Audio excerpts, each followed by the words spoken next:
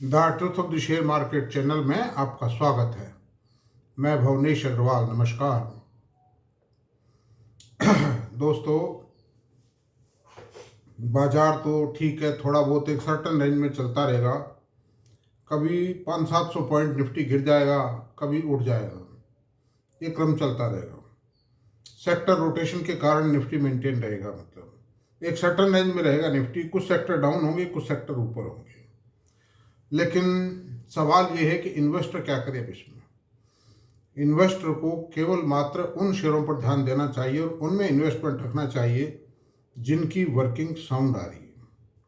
लेकिन कुछ कंपनियां परमानेंट नेचर की हैं, अगर उनकी वर्किंग थोड़ी गड़बड़ाती भी है तो इसका मतलब ये नहीं कि उनको बेच डालो आप, मतलब बिल्कुल नहीं है, उनको तो होल्ड कीजिए। लेकिन जो सेकंड लेवल की जो आपकी होल्डिंग्स हैं, जिनमें जैसे कोई मेटल के शेयर हैं, टेक्सटाइल के हैं, कोई और भी कोई हो सकते हैं, कोई डाइवर्सिफाइड कंपनी है, अगर उसकी वर्किंग हल्की आती है, उसका मैनेजमेंट थोड़ा सेकंड लेवल का, सेकंड लाइन मैनेजमेंट है, तो उसमें थोड़ी बहुत होल्डिंग आप हल्की कर दीजिए, टाइमिंग हल्की कर दीजिए, नज़र रखिए उस पर। Review and revision is must in the share market for long survival and for proper benefits. आपको पूंजी की प्रबंध के लिए to manage your capital and to maintain your capital and to take appreciation, a continuous review and revision is must। तो ऐसी सूरत में अब आज किस कंपनी पर चर्चा करेंगे, चलते हैं हम। आज की कंपनी एक वो कंपनी है जिसके अंदर बहुत बड़ा स्टेक मैडम रेखा झुंझुनवाला का है। राकेश झुंझुनवाला नाम पड़ा हुआ है, मुंह पे आता है, लेकिन अभी वो नहीं रहे, दुर्भाग्य की बात है, बड़े दुख की बात है, वो नहीं रहे। उनकी मैडम है रेखा मैडम, वो उन now she is holding a big chunk in Jubilant Ingrevia. आज हम जो चर्चा करेंगे वो जुबिलेंट इनग्रेविया की करेंगे, और इसकी स्पेलिंग है JUBILANT, जुबिलेंट IN, और दूसरा वर्ड है इनग्रेविया, INGRAVIA, इनग्रेविया। ये एक कंपनी थी पहले, इसके दो पीस हो गए, इसका डीमर्जर हो गया। इसका फॉर्मर नाम था जुबिलेंट लाइफ साइंस। तो एक पार्ट तो हो गया जुबिलेंट फार्मोआ, जिसमें जो फार्मा जो दवा का काम था, और जो अमेरिका में उनके जो 50 डायग्नोस्टिक सेंटर्स हैं जो कैंसर का पता लगाते हैं, वो CT स्कैन और ये जो MRI वगैरह है, और भी कई चीज़ें हैं उसमें, उसके वो टेस्ट वगैरह करते हैं। और ये जो शायद इसका थेरेपी भी देते हैं। तो 50 सेंटर्स हैं अमेरिका में, वो हैं, और कुछ फार्मा दवाएं, कुछ दवाएं बनाते हैं, दवाएं अच्छी बनाते हैं, वो है। उधर चले गए, फार्मोआ में चले गए, और जुबिलेंट इनग्रेविया में जो केमिकल पार्ट था, the different type of chemicals थे, वो आ गए। और ये बंटवारा हुआ सन 2021 में। कंपनी का दो पार्ट्स हो गए कंपनी के। और इस कंपनी की सबसे खास बात ये मिलेगी आपको, इस कंपनी का शेयर 1 पेड अप है, और 16 करोड़ की इक्विटी है टोटली। जब बंटवारा हुआ, डीमर्जर हुआ इन दोनों कंपनीज का, तो फार्मोआ के शेयर होल्डर्स को भी एक शेयर मिला, और जुबिलेंट के यानी एक की जगह 2 शेयर हुए।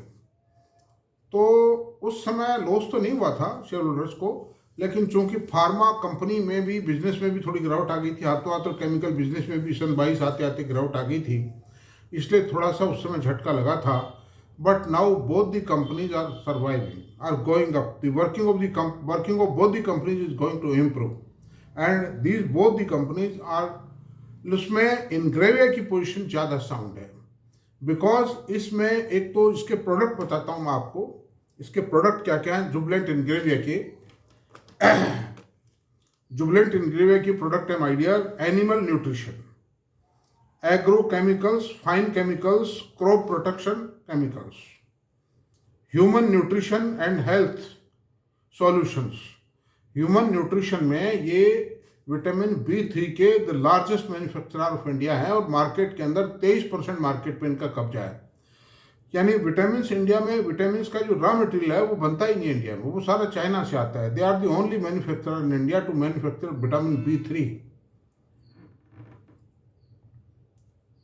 pyridine and picolines, acetic acid और विटामिन बी थ्री मैं बता चुका हूँ।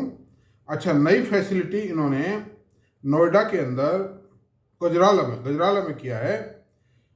डेवेटिन डिकेटिन डिकेटिन डेरिवेटिव्स एक केमिकल है, उसका जो प्रोजेक्ट था वो 2000 टन पर ईयर का प्रोजेक्ट है, उसको कंप्लीट कर दिया। उसके रिजल्ट आना शुरू हो रहे हैं, कुछ होने वाले हैं, मतलब रैंप अप हो रहा है प्रोडक्शन धीरे धीरे, थोड़ा टाइम लगता है। Now the production is ramping up. Management जो है इसका हरी भरतिया और ये श्याम भरतिया, ये दो ब्रदर हैं, इनके पास है। और ये बहुत ही रिनाउंड इंडस्ट्रियल हाउस है हिंदुस्तान का। इनकी 2-3 कंपनियां हैं मतलब ये। और ये जो श्याम भरतिया साहब हैं, he son in law of JK Birla was promoter of Zuari agro group and Chambal fertiliser. उनकी डेथ हो गई, उनकी कोई डॉटर नहीं थी, उनकी सब वो जो असेट्स थी, नाउ दे आर मैनेजिंग। मतलब Shyam Bhartia is vice chairman in Chambal fertiliser. This is the position. तो अंडर दी, मैं गुड़गांव हूँ दोस्तों इस समय, and now to pick up the flight for Sri Lanka tour. मैं वहाँ से भी वीडियो बनाऊंगा, मैं यहाँ से भी बना रहा हूँ। You can see the my place is chest. और ठीक है, मैं 8-7 दिन 10 दिन भी व्यस्त रहूँगा, but I will continue to make the videos. I will do my best efforts. अगर कभी मिस हो जाए तो हो जाए, खैर कोई टाइम ना मिले तो, बाकी I will try my best. आपको इन्फॉर्म कर दूँ एक तो। दूसरी बात यह है कि both the brothers are very dynamic. ये कंपनी बहुत ही शानदार कंपनी है। मेरे पास भी शेयर थे, मैंने बहुत पैसा कमाया इसमें। अभी नहीं है, लेकिन I earned a lot in this company. ये है, मैंने बहुत बड़ा काम किया था इसमें। अब नहीं है मेरे पास में, लेकिन मैं खरीदने में, हो सकता है मैं खरीद भी लूँ इसको। अच्छा, अब जो है कोनकाल में मैनेजमेंट ने जो कहा है कि 5 साल में, मैंने अब की बार जो कोनकाल थी उसमें मैनेजमेंट की जो बॉडी लैंग्वेज थी वो बहुत स्ट्रांग थी। मतलब वो ये कहते हैं कि हमारे ऑल डिविजन्स और all the divisions are working well. उनमें मार्जिन्स में सुधार आ रहा है और प्रोडक्टिविटी बढ़ रही है। मतलब प्रोडक्टिविटी बढ़ती चली जा रही है। अब आप इसके 5 साल के फिगर में बताऊंगा तो आप कहोगे साहब आप तो गलत बता रहे हो, लेकिन नहीं। कंपनी में बीच में गिरावट आई थी, हालत बिगड़ी थी, but now the company has joined the rising band. वो मैनेजमेंट ये कहता है कोनकाल में कि 5 साल में हम रेवेन्यू को 3 गुना करेंगे और ईबिटा को 4 टाइम करेंगे। तो 4 टाइम अगर ईबिटा हो जाता है तो 4 गुना प्रॉफिट हो जाएगा। 4 गुना प्रॉफिट होने का मतलब तो बहुत बड़ी बात है। मतलब it's a very big thing.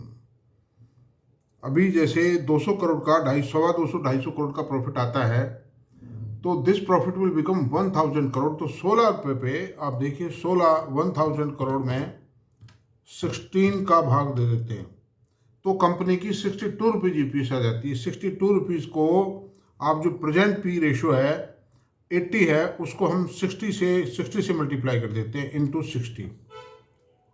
3750 रुपये शेयर का रेट होता है उस हिसाब से। मेरा कोई टारगेट नहीं है, ये खाली एक एनालिसिस है, एक रफ एस्टिमेशन है। 4 टाइम ईबिटा क्या पता आएगा नहीं आएगा, रेवेन्यू 3 टाइम आएगा नहीं आएगा। मैनेजमेंट ने जो कहा वो मैं कह रहा हूँ, मैं मेरी तरफ से कुछ नहीं कह रहा हूँ। कोनकाल के अंदर आप खोल के देख लीजिए खुद मतलब। तो 3700 रुपये का इस शेयर का अभी जो प्राइस है इसका 772 रुपये का रेट है अभी प्रेजेंट रेट। तो ये कुल मिला के शायद ये इतना नहीं बढ़ेगा, कुछ कम बढ़ जाएगा। मतलब अगर 5 साल में दोस्तों 2-2.5 हज़ार रुपये भी इसका रेट हो जाए तो क्या नुकसान है बताइए आप। सबसे बड़ा एडवांटेज है छोटी इक्विटी, डायनेमिक मैनेजमेंट, जमा हुआ घराना, कोई बंद करके जाने वाले नहीं, भगने वाले नहीं है, कुछ नहीं। ये सबसे खास बात है। अंडर दिस सर्कमस्टेंसेज अब हम इसके फिनेंशियल्स पर विचार कर लेते हैं। इसके फिनेंशियल्स की पोजीशन ये है दोस्तों कि मार्केट कैप इसका 12,242 करोड़ रुपए। It is a small cap company but can become a mid cap company after 1 or 2 years। तो वो जो ट्रांजिशनल बेनिफिट होगा आपको, वो that will be a great benefit होता जब ये किसी भी कंपनी में, जब कोई कंपनी स्मॉल कैप से मिड कैप या लार्ज कैप बनती है। ये म्यूचुअल फंड भी जो पकड़ते हैं वो ऐसी कंपनियों को पकड़ते हैं, ग्रोथ आएगी तो बढ़ेगी भाई, मिड कैप और लार्ज कैप बढ़ेगी वो, अदरवाइज तो मिड कैप भी नहीं रहेगी, वो टाइनी कंपनी बन जाएगी मतलब। तो अंडर दिस सर्कमस्टेंसेज इसकी प्राइस है 769 रुपये, हाई लो 420 से 885 तक गया है, प्राइस अर्निंग रेशियो 69.8 है, बुक वैल्यू 177 रुपये है, डिविडेंड यील्ड 0.65% है, ROC 9.97 है और ROE 6.93। ये सब सुधरेगा ही, ये डाउन आया है प्रॉफिट का। मैंने आपको ये वीडियो बनाए जब इस कंपनी के अंदर स्पष्ट संकेत दिखाई दे रहे हैं ग्रोथ के। अब और कंपनी को पकड़ो जब उसके अंदर ग्रोथ जो है ना आनी शुरू ही हुई हो, 5, 7, 4, 6, 8 क्वार्टर की आ गई हो जब, तो फिर देखिए खतरा पैदा हो जाता है, वो ग्रोथ आना कब बंद हो जाए पता नहीं। But now the growth momentum has just started. ये पोजीशन है, फेस वैल्यू 1 रुपीज से। अब इसका प्राइस मूवमेंट बताता हूं, मैं कोई छुपाना नहीं चाहता, I don't want to conceal anything from the investors. मैं भी तो एक इन्वेस्टर ही हूं, मैं भी आप जैसा ही हूं, मेरा थोड़ा साइज बड़ा है इन्वेस्टमेंट का, और क्या है मतलब। तो 1 अप्रैल को इसकी प्राइस थी 272 रुपये, 14 अक्टूबर 2021 को इसकी प्राइस गई 793 रुपये। तो उस समय केमिकल सेक्टर फॉर्म में था, मतलब केमिकल सेक्टर के शेयरों को मैं वैसे रिकमेंड नहीं करता हूं, मतलब कोई एनालिसिस भी नहीं करता हूं, because now the position of a chemical sector, the picture of chemical sector is not clear now today, but the picture of this company is clear as stated by the management in the con call, इसलिए मैंने इसको take up किया है। Now the fundamental of the company has become very strong, क्योंकि इसका जो business है वो एक तरह से केमिकल इन नेचर नहीं है। वो ये कंपनी CDMO पे बनाती है, कॉन्ट्रैक्ट बेसिस पर ही केमिकल्स बनाती है, और फॉर्मूले मतलब ये API भी बनाती है। मतलब ये API ये B3 जो है, विटामिन B3 का जो वो बनाती है वो API है ये, मतलब है ना। तो 1 अप्रैल 2021 को इसका भाव था 272 रुपये। ये जस्ट आफ्टर डीमर्जर की बात, जस्ट आफ्टर डीमर्जर तो तेज था। अच्छा 14, ये डीमर्जर बाद में हुआ है, ये भाव इन्होंने कैलकुलेट करके डीमर्जर का पहले ले लिया है। 14/10/21 को भाव था 793 रुपये, 6 अप्रैल 23 को भाव 377 रह गए, 793 से गिर के। तो 377 बॉटम प्राइस थी इसकी, उससे अब ये टुडे 769 रुपये। अब ये मत समझिए कि डबल तो हो चुका है सब, क्या होगा ना, ये छोटी कुट्टी का शेयर है, कंपनी के अंदर ग्रोथ है, नए नए प्रोजेक्ट लगे हैं और लग रहे हैं। तो उस सूरत के अंदर आप इसको अंडर एस्टिमेट मत कर जाना कहीं गलत फहमी में। और मैं ये भी नहीं कहता खरीदो आप, नहीं, don't purchase, but take it seriously, consult your financial advisor to make investment in this company. I don't pressurise, I don't prescribe this company for investment, but I am drawing your attention. अच्छा अब जो है 769 था और 885 तक गया ये भी, इस मंदी में थोड़ी गिरावट आई है, झटका लगा है, लगता था, कोई खास बात नहीं। अब इसके क्वार्टर रिजल्ट्स पे बात करते हैं। क्वार्टर रिजल्ट में आप कहोगे साहब कोई बढ़त नहीं, बिल्कुल सही बात है, नहीं बढ़त, लेकिन बढ़त आना शुरू हो गई है, वो मैं बताऊंगा आपको कैसे। मैनेजमेंट भी कहता है, अभी दिख भी रहा है, सितंबर 23 में 1075 करोड़ रुपए की सेल थी, जून 24 में 1024 करोड़ की सेल है, और सितंबर 24 में 1045 करोड़ रुपए की सेल है। कोई सेल में कोई बढ़त नहीं है, थोड़ा बहुत घटा ही है। ऑपरेटिंग प्रॉफिट मार्जिन में 12% था, जून 24 में 11% है, और सितंबर 24 में भी 12% है, मार्जिन में कोई बढ़त नहीं है। नेट प्रॉफिट 57 करोड़ रुपए था सितंबर 23 में, जून 24 में 49% हुआ, और अभी वो वापस 59% हो गया, यानी गिर के फिर बढ़ा है, ये इंडिकेशन है। नेट प्रॉफिट मार्जिन 11% गई, 12 से फिर 12 पे आए। It shows the growth momentum the company is started, the profitability is going to improve. और नेट प्रॉफिट की पोजीशन ये है कि 59 करोड़ रुपए आ गया 49 करोड़ रुपए से, तो it shows the profit margins of the company have started improving. Earning per share 3 रुपये 61 पैसे थी, फिर 3 रुपये 6 पैसे आई, फिर 3 रुपये 70 पैसे। अब दोस्तों अब चलिए हैं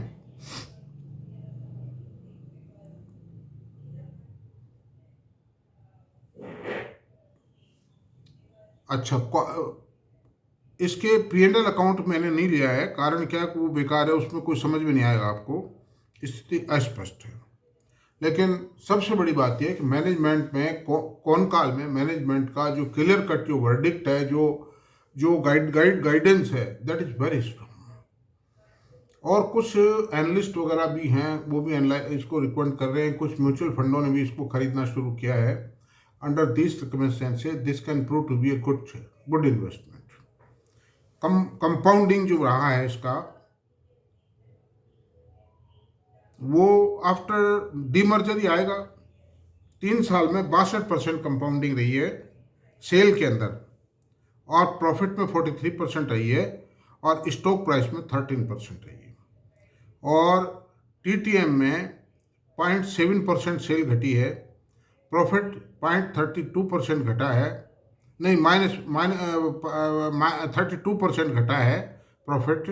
वही मैंने बताया कि मार्जिन गिरे थे वो बढ़े, वो इम्पैक्ट है ये। और स्टॉक प्राइस में 53% की बढ़ोतरी आई। तो ये जो प्रिसिएशन है, वैसे तो इन्वेस्टर देख के डर जाए इसको, लेकिन अगर इन डेप्थ इसका एनालिसिस किया जाता है तो it can prove to be a gold mine. Equity 16 crore है, रिजर्व 2800 करोड़ रुपए के हैं, और बोरोविंग 720 करोड़ रुपए। कर्जा भी कोई खास नहीं है कंपनी में। तो सबसे बड़ी बात यही है कि 16 करोड़ की इक्विटी पे 5000 करोड़ की सेल है, और प्रॉफिट मार्जिन भी बढ़ेंगे इसके, और प्रॉफिट मार्जिन बढ़ेंगे, प्रॉफिट सेल बढ़ेगी, प्रॉफिट मार्जिन बढ़ेंगे, अपने आप बढ़ेंगे, प्रॉफिट मार्जिन अपने आप बढ़ते ही हैं। तो अंडर दिस सर्कमस्टेंसेस ये कोई बुरी चीज़ नहीं है, मैनेजमेंट साउंड है, एक अच्छी पेरेंटेज है। इन सब बातों को देखते हुए I have analyse this share. Working capital days भी 64 हैं, कोई ज़्यादा नहीं है मतलब इसके। और होल्डिंग की बात ये बताता हूँ, मैनेजमेंट की होल्डिंग है 51.47%, FFI 7.22%, DII 15.47%, और promoter 25.9%, others 0.77%। Number of share holders है 1,25,367 करोड़। और कौन काल की बात मैंने आपको बता दी है। ये मीडियम लेवल शेयर है, कोई ये जरूरी नहीं कि आप खरीदे ही, आप इस पे वॉच रखिए, रिव्यू करिए टाइम टाइम पे, इसके रिजल्ट्स आए उनको देखिए, कौन काल को पढ़िए। मैंने आपका ध्यान आकर्षित किया है, पूरी इसकी किताब जो थी, पूरी जन्मपत्री मैंने आपको खोल के बताई। ये दैट्स ऑल। अगर आपको मेरा वीडियो पसंद आया हो तो आप प्लीज़ इसको सब्सक्राइब करें, लाइक करें, शेयर करें। Thank you very much.